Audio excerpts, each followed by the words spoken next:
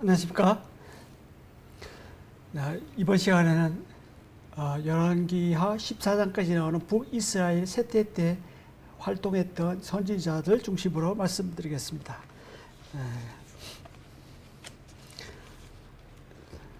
열왕기상 12장에서 열왕기하 14장까지 활동했던 요나, 아모스, 호세아, 요엘입니다. 먼저 지리로 보는 왕국과 선지자들을 보시겠습니다.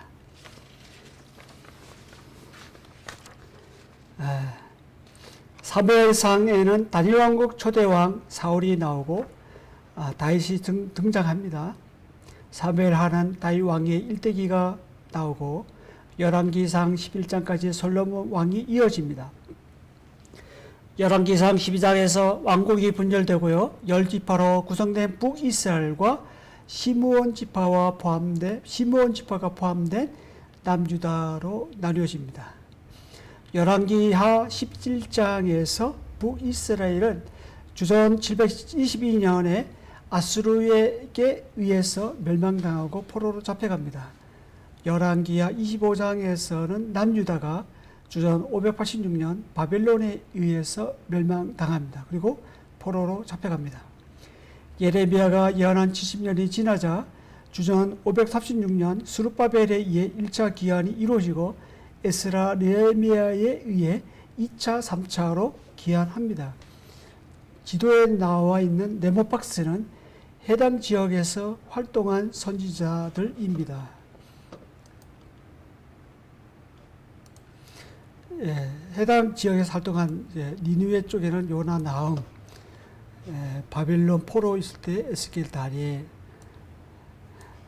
그리고 에돔을 항해에서는 오바댜, 이런 북이스라엘에 활동했던 선지자는 아모스, 호세아, 남유다는 여기에 나와 있는 이런 선지자들입니다.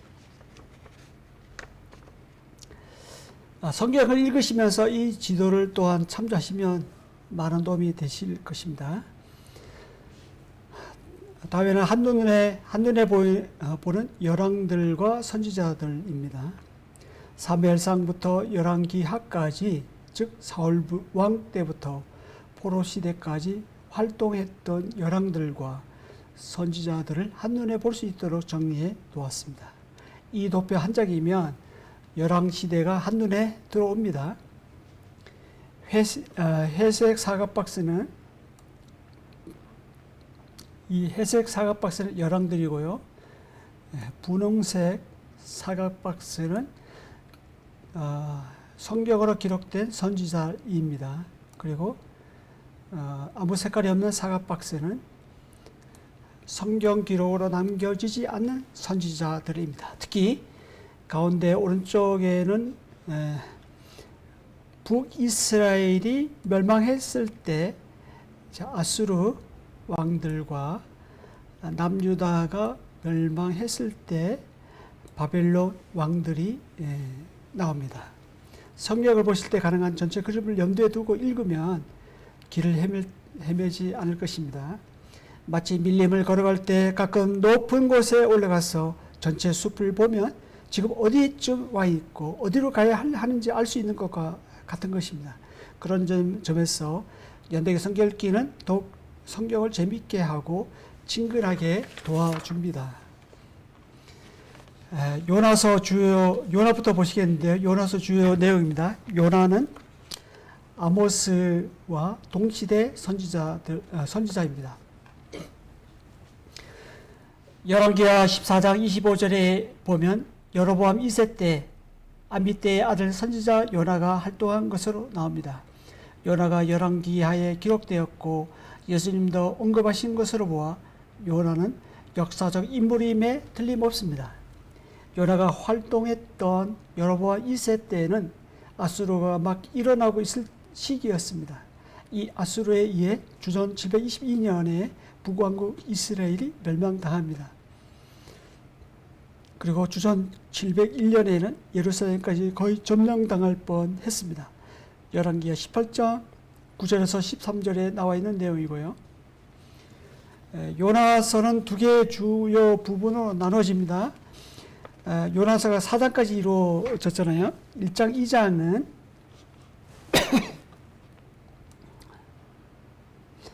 1장, 2장은 첫 번째 하나님의 명령과 불순종입니다. 그리고 3장에서 3장, 4장은 두 번째 하나님의 명령과 순종하는 내용이 납니다. 1장은 하나님의 명령과 요나의 도피, 2장은 요나의 기도와 1장은 하나님의 명령과 요나의 도피, 2장은 요나의 기도와 하나님의 응답, 3장은 요나의 선포와 하나님의 용서, 4장은 요나의 불평과 하나님의 책망이 나옵니다.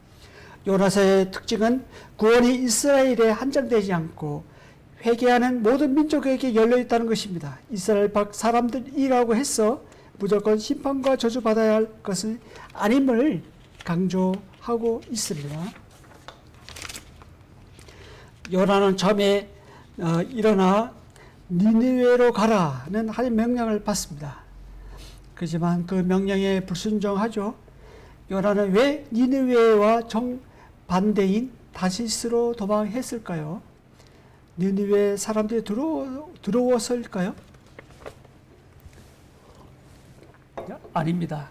그들에게 회개와 구원의 기회를 주고 싶지 않았기 때문입니다. 4장 2절에서 그런 것을 엿볼 수 있고요. 요나가 보기엔 하나님 백성을 괴롭혀 온 아수르였기 때문에 마땅히 징벌받고 멸망받아야 했습니다. 요나가 도망한 다시스는 어떤 곳일까요? 이사야 66장 19절에는 먼 곳으로 표되었고요. 예레미야 10장 9절에서는 다시스에서 가져온 은박이라고 나옵니다. 그만큼 선지 문명이 발달했음을 알 수가 있습니다. 그리고 에스겔 27장 12절에는 다시스는 각종 보화가 풍부함으로 라고 나옵니다. 다시스는 오늘날의 스페인으로 추정되고 무역 도시이자 상업 도시임을 알 수 있습니다. 3장에서 요나는 일어나 니느웨로 가라는 하나님 명령을 받고 순종합니다. 니느웨는 사흘 동안 걸을 만큼 큰 성읍이었는데요. 사흘 동안 걸을 만큼의 거리는 약 60에서 80km 정도 되겠죠. 요나는 이 큰 성읍을 하루 동안 다니며 외쳤습니다. 3장 4절에서 마지못해 한 것 같다는 생각이 듭니다. 요나의 외침은 40일이 지나면 니느웨가 무너지리라는 것입니다. 이 짧은 말 한마디는 요나가 유일하게 선포한 말씀입니다. 요나는 혹시 니느웨가 돌이킬까봐 작은 목소리로 성의 없이 외쳤을 것입니다. 예루살렘은 여러 선지자들이 정성을 다해 선포했음에도 불구하고 회개하지 않아 멸망했죠. 니느웨는 요나의 짜증스럽게 던진 외치 한마디에도 불구하고 회개하고 구원받습니다. 그렇지만 나음서도 이제 요나 니느웨 아수르 니느웨 상대로 이제 예언을 했는데요. 나음서는 요나서와는 달리 니느웨 멸망을 예언하고 있습니다. 다음 아모스를 보실까요? 아모스의 저자와 연대입니다. 아모스는 예루살렘 남쪽 18km 떨어진 드고아 마을에 살았습니다. 아모스는 이사야처럼 왕족 출신도 아니고 예레미야처럼 제사장 집안 출신도 아닙니다. 그는 양을 쳤고 뽕나무, 돌무화과를 재배하고 먹고 사는 농사꾼이었습니다. 1장 1절이나 아모스 7장 14절 15절에서 그런 것을 볼 수가 있습니다. 1장 1절에 나오는 목자는 히브리어로 여기 1장 1절에 나오는 목자는 이제 히브리어 노케드인데요. 이것은 엄청난 양의 목축을 거느린 목자를 뜻합니다. 아모스는 부유한 사람임을 알 수가 있습니다. 하나님은 이런 아모스를 불러서 부왕국 이스라엘의 선지자로 보냈습니다. 아모스는 남왕국 유다 출신이었지만 부왕국 이스라엘에서 활동하였습니다. 아모스 7장 12절에서 15절에 보면 이런 사실을 알 수 있습니다. 연대로는 아모스가 기록한 연대로서는 활동한 연대로서는 아모스는 북이스라엘의 여로보암 2세와 남유다의 우시야 왕이 통치하던 때 활동했습니다. 시대적 상으로는 이 시기는 남북 다 부강했던 시기입니다. 영토는 확장되었고 경제적으로는 솔로몬 이후 가장 번영기를 누렸습니다. 하지만 정치적, 사회적, 종교적으로는 부패했던 때입니다. 예배는 무너지고 정의와 공의는 사라진 시기였습니다. 아모스의 주의 내용인데요. 아모스는 크게 두 부분으로 나누어집니다. 1장에서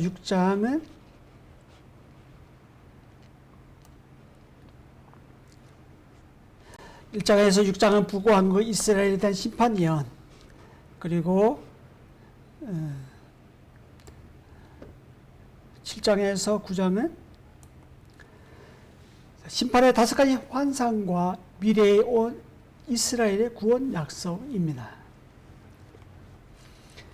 1장 3절에서 2장 3절까지는 이스라엘 이웃나라들에 대한 심판 말씀이 나오는데요. 하나님은 이스라엘뿐만 아니라 이방 나라의 왕 하나님이심을 말씀하고 있습니다. 그렇기 때문에 하나님은 이방 나라도 개입하시고 심판하십니다.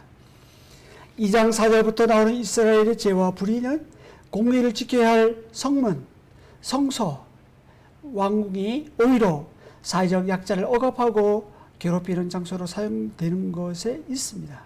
아모스는 이러한 죄와 불의를 고발할 때 공의와 정의라는 두 단어를 나란히 사용하고 있습니다. 아모스는 힘없고 가난한 사람들을 억압하고 착취하는 상류층을 책망하면서 책임을 묻고 있습니다. 또한 예배에 대해서는 날카롭게 지적하고 있습니다. 예배자가 하나님을 기쁘게 해야 하는데 자기 만족에 사로잡혀 자신을 기쁘게 하고 있었습니다. 아모스는 정의와 공의가 없는 예배는 하나님과 관계없음을 강조하고 있습니다. 그래서 아모스는 공의와 정의의 선지자라고도 합니다.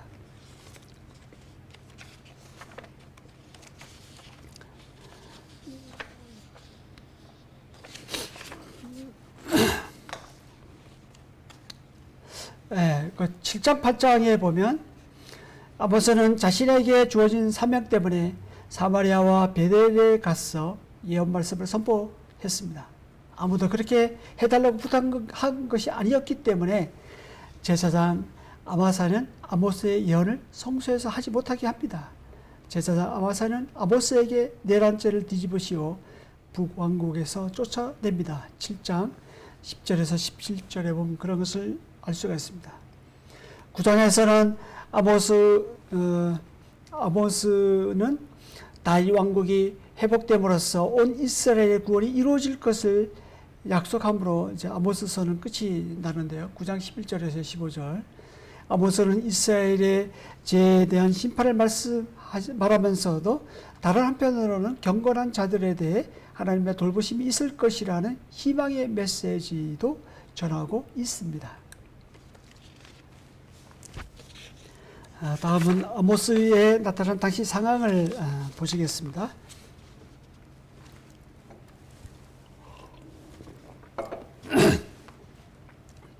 3장 2절과 8장 2절을 보면 선민 사성으로 가득 찼음을 볼 수 있습니다. 요나서를 제외하고 대부분의 선지서는 선민 사상이 깔려 있는데요. 이스라엘은 선택받은 특권에 사로잡힌 반면 선택받은 의무를 등한히 했습니다. 그래서 하나님은 아모스를 통해 택한 백성답게 살지 못한 책임을 이스라엘에게 묻고 있는 것입니다. 4장 1절을 보면 사마리아 기브인의 행포를 볼 수가 있습니다. 요단 동쪽의 바산에는 부유한 여인들이 많이 살고 있었습니다. 바산의 암소들은 기브인을 뜻하는데요. 이 기브인들은 힘없는 자, 가난한 자를 희생시켜 유복한 생활을 했습니다. 향락에 빠진 당시 사마리아 여인들을 말해주고 있습니다. 4장 4절 5절에 보면 하나님과 관계없는 예배를 비판하고 있는 내용이 나오고요. 5장 7절을 보면 정의와 공의를 버리는 것을 볼 수 있습니다. 쓴 수구로 바꾼다는 것은 먹지 못하는 것을 바꾼다는 뜻인데요. 즉 정의를 불법으로 만든다는 의미입니다. 하나님이 기준이 되어야 하는데 자기가 기준이 되면 정의와 불법으로 바뀐다는 사실을 여기서 알 수가 있습니다. 5장 11절 12절을 보면 부익부 빈익빈의 가속화를 볼 수가 있습니다. 성문은 재판하고 매매하는 장소로서 주로 장로들이 앉아 있었어요. 그런데 이곳에서 뇌물을 받고 불공평하게 재판을 해서 가난한 자를 억울하게 만드는 일이 빈번히 일어났습니다. 2장 6절 7절과 8장 4절 6절을 보면 부도덕한 상류층들의 모습을 볼 수 있는데요. 이들은 돈만 벌 생각을 했습니다. 레위기 25장 39절에서 43절에서에 따르면 이스라엘 사람은 그 누구도 종으로 사고 팔 수가 없었어요. 그럼에도 불구하고 동족과 가난한 자를 팔아 넘겼습니다. 이렇게 아모스 당시 상황은 하나님을 얻고 자기 만족에만 치우쳐 있습니다. 그리고 공의와 정의가 사라진 당시 사회상을 엿볼 수 있습니다. 아모스의 특징은 여기서까지 다 다루지 못하겠고요. GNTV 연대기 성경 읽기를 GNTV 사이트에 들어가서 연대기 성경 읽기 관련 동영상을 참조하시기 바랍니다. 다음은 호세아를 보시겠습니다. 호세아의 저자와 연대입니다.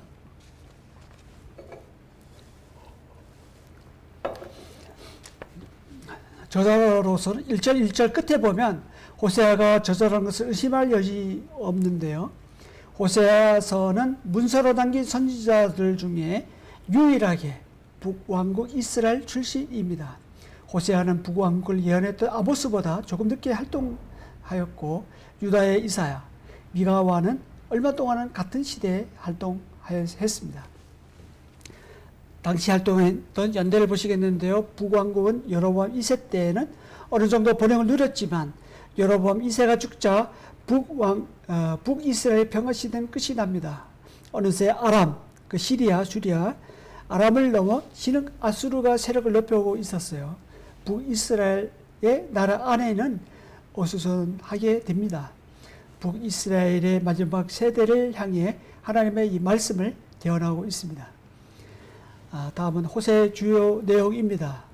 호세아는 불순종과 신실하지 못한 이스라엘 백성과 이에 반해 신실하신 하나님의 변화없는 사랑이 주된 내용입니다. 크게 두 부분으로 나누어질 수 있는데요. 1장에서 3장은 호세아와 혼인을 통해 이스라엘과 하나님과 관계를 보여주고 있고요. 4장에서 14장은 신실하지 못한 이스라엘의 심판과 그럼에도 불구하고 끊을 수 없는 하나님의 사랑을 보여주고 있습니다.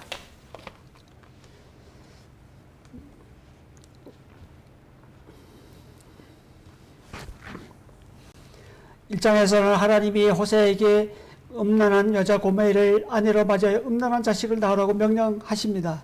여기서 음란은 다산 종교 의식의 표현인데요. 음란한 여자는 신전 창기를 뜻합니다. 율법에 의하면 이런 자들은 돌로 쳐 죽여야만 했습니다. 하지만 호세아는 하나님의 말씀대로 고멜을 아내로 맞이하여 새 자식을 낳습니다. 호세아는 하나님과 자기 백성의 관계를 자기 개인의 삶으로 증거하고 있습니다. 호세아의 혼인은 그가 전한 말씀의 한 부분이었습니다. 그리고 그의 자녀들은 살아있는 하나님의 메시지 그 자체였습니다. 2장은 신실하지 못한 이스라엘을 고발하게 되고 하나님의 신실하심이 신실하지 못한 이스라엘을 압도한다는 말씀이 나옵니다. 3장은 법을 초월한 신실하신 하나님의 사랑을 말씀하고 있습니다. 호세아는 자식을 낳은 뒤 다른 남자에게 간 고멜을 돈을 주고 데리고 와야 했습니다. 그리고 호세아는 자기를 배신하여 떠난 가늠한 아내를 용서하고 다시 받아주고 사랑합니다. 이것은 하나님을 배반하여 바알을 음란하게 섬긴 이스라엘을 용서하고 끝까지 사랑하시는 하나님의 신실하심을 담고 있습니다. 4장은 하나님께서 이 땅 주민과 논쟁하여 백성의 죄를 낱낱이 고발합니다. 그리고 우상 숭배를 주도한 제사장들에게 책임을 추궁하고 심판하는 내용이 나옵니다. 5장은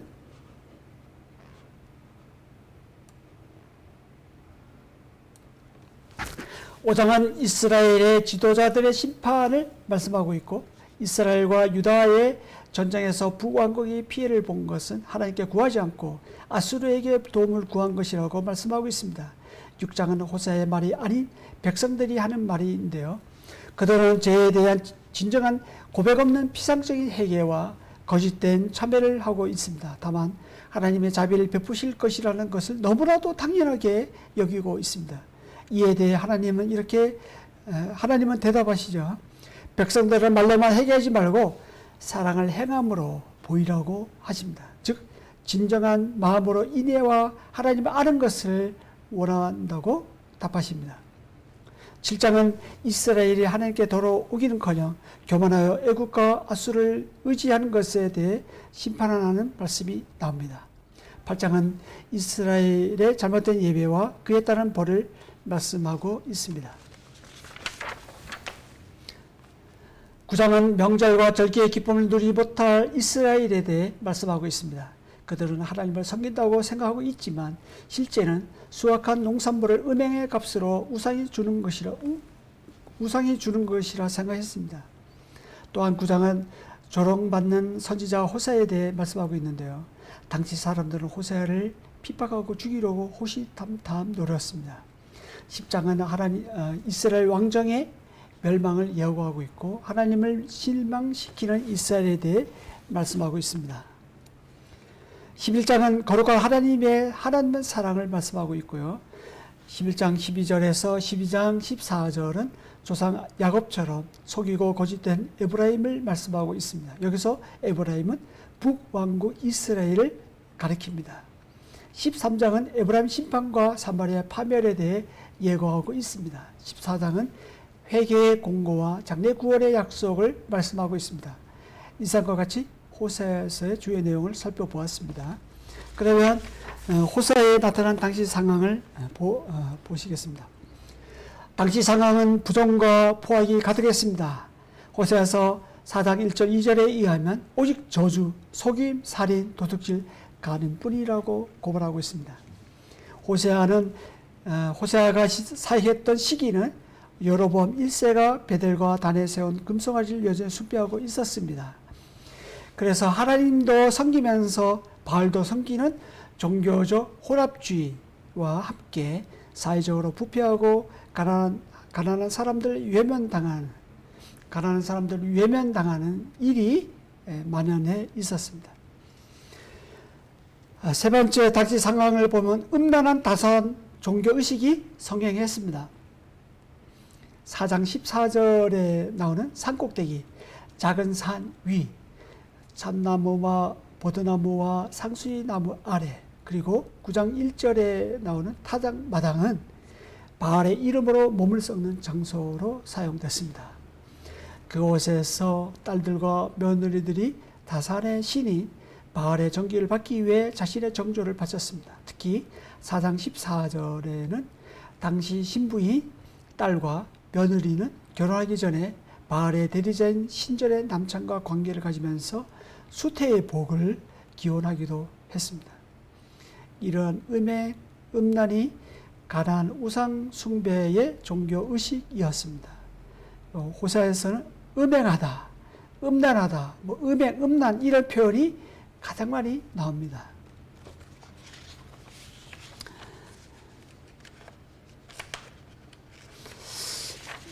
다음은 네 번째는 타락한 제사장의 모습을 볼 수가 있습니다.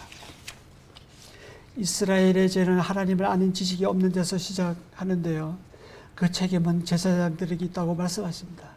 백성을 우선적으로 가르칠 책임을 맡은 이 제사장들이 제구시를 못하니까 이스라엘이 망하게 된다고 말씀하고 있습니다. 제사장들은 말씀을 제쳐주고 습관적으로 직무를 수행했을 뿐 속죄의 제물 가운데 율법이 정해놓은 자기들의 몫에만 관심이 있었습니다. 다섯 번째는 그릇된 왕정과 동맹 정책인데요. 호세아서에서의 음행은 우상을 숭배하고 이방 나라를 의지하는 것에 있습니다. 신실하지 못한 이스라엘은 신실한 남편이신 하나님께 구하지 않고 주변 강대국들을 의지하고 동맹을 맺었습니다. 하나님은 이러한 행위를 간음이라고 말씀하십니다. 구약의 율법에는 사형에 해당하는 것이 세 가지가 나오는데요. 살인, 간음, 우상 숭배입니다. 호세아서는 우상 숭배를 영적인 간음으로 보고 간음과 우상 숭배를 동일시합니다. 간음과 우상 숭배는 하나님보다 앞서 있는 그 어떤 것을 말합니다. 아모스는 사회적인 부도덕과 정의롭지 못한 것을 고발을 한다면 호세아서는 종교적이고 정치적으로 간음하여 하나님을 알지 못한 것을 고발하고 있습니다.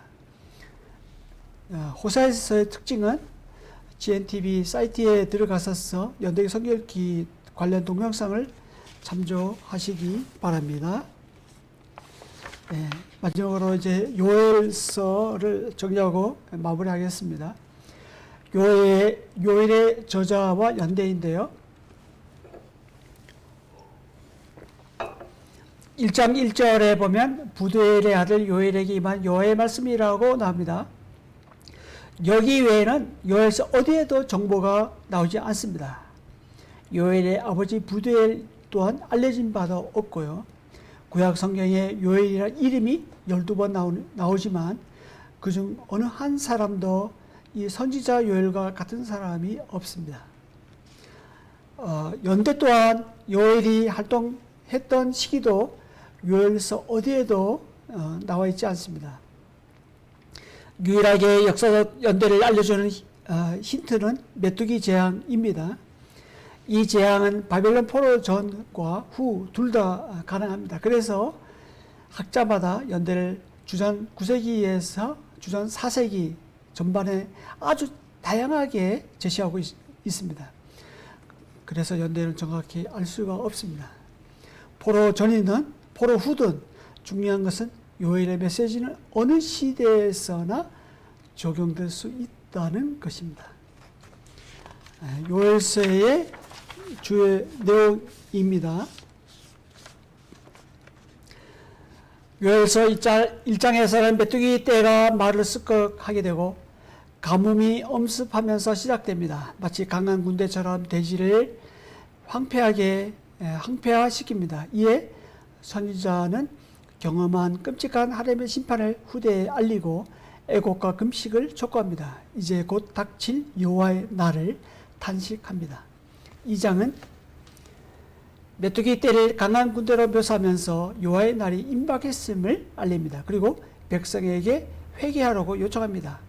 이에 백성들이 철저히 회개하자 하나님은 엄청난 회복을 약속하십니다. 3장은 이스라엘 이방 민족을 심판하는 말씀과 이스라엘 구원을 말씀하십니다. 그리고 새로워진 낙원을 선포하심으로써 최종적으로 회복과 구원이 있을 것을 말씀하십니다. 요엘서의 특징은 마찬가지로 GNTV 사이트에 들어가셔서 연대기 성결기 동영상을 참조하시면 잘 나와 있습니다. 이성과 같이 북이스라엘 왕국이 쇠퇴했던 시대에 활동했던 요나, 아모스, 호세아, 요엘에 대해서 살펴보았습니다. 우리가 역사적 배경이 되는 그 열왕기서를 배제하고 이 선지서만 보면 사실 감도 안 오고 참 어렵거든요. 어렵게 느껴지고. 근데 역사서를 읽고 우리가 연대 성결기가 그렇게 하고 있지 않습니까? 역사서를 읽고 그때 활동했던 이 선지자를 함께 읽으면 왜 이 선지자가 그렇게 맺힐 수밖에 없었는지 우리가 알 수가 있습니다. 그런 의미에서 이 성경을 잘 따라가면 하나님의 그 마음, 그 성경의 흐름에 나타난 그런 이제 하나님의 마음과 구속의 역사, 그런 것을 우리가 알 수가 있습니다. 네, 여기까지입니다. 감사합니다.